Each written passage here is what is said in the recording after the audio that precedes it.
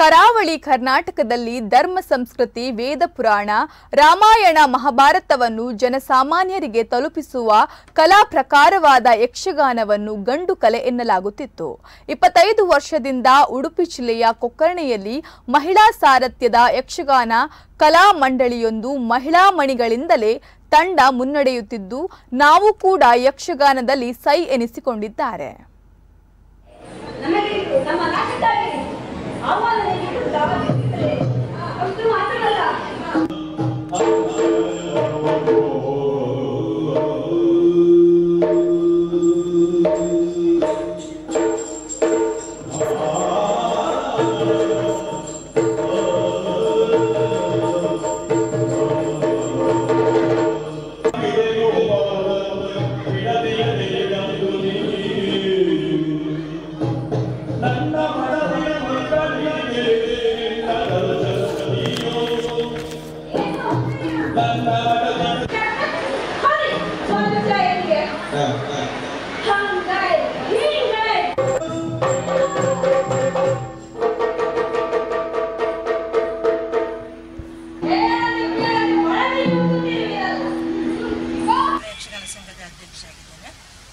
ನನಗೆ ಯಕ್ಷಗಾನ ಕಲೆಯಲ್ಲಿ ತುಂಬ ಆಸಕ್ತಿ.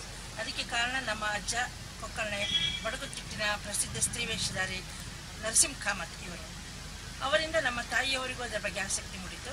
ಹಾಗೆ ನಾನು ಚಿಕ್ಕವಳಿಂದಲೇ ಯಕ್ಷಗಾನಕ್ಕೆ ಕೊಕ್ಕರ್ಣೆಗೆ ಯಾವುದಾದ್ರೂ ಮೇಳ ಬಂದಾಗ ಯಕ್ಷಗಾನಕ್ಕೆ ನಮ್ಮ ತಾಯಿ ಜೊತೆಯಲ್ಲಿ ಹೋಗ್ತಾ ಇದ್ದೆ. ಹಾಗೆ ಮನೆಗೆ ಬಂದು ಅದನ್ನು ನನ್ನಷ್ಟಕ್ಕೆ ಅಭ್ಯಾಸ ಮಾಡ್ತಾ ಇದ್ದೆ. ಹಾಗೆ ಕಾಲೇಜ್ ದಿನಗಳಲ್ಲಿ ನನಗೆ ನೃತ್ಯ, ನಾಟಕ, ಸಂಗೀತ, ಯಕ್ಷಗಾನ ಇದನ್ನೆಲ್ಲ ತುಂಬ ಆಸಕ್ತಿ ಇತ್ತು.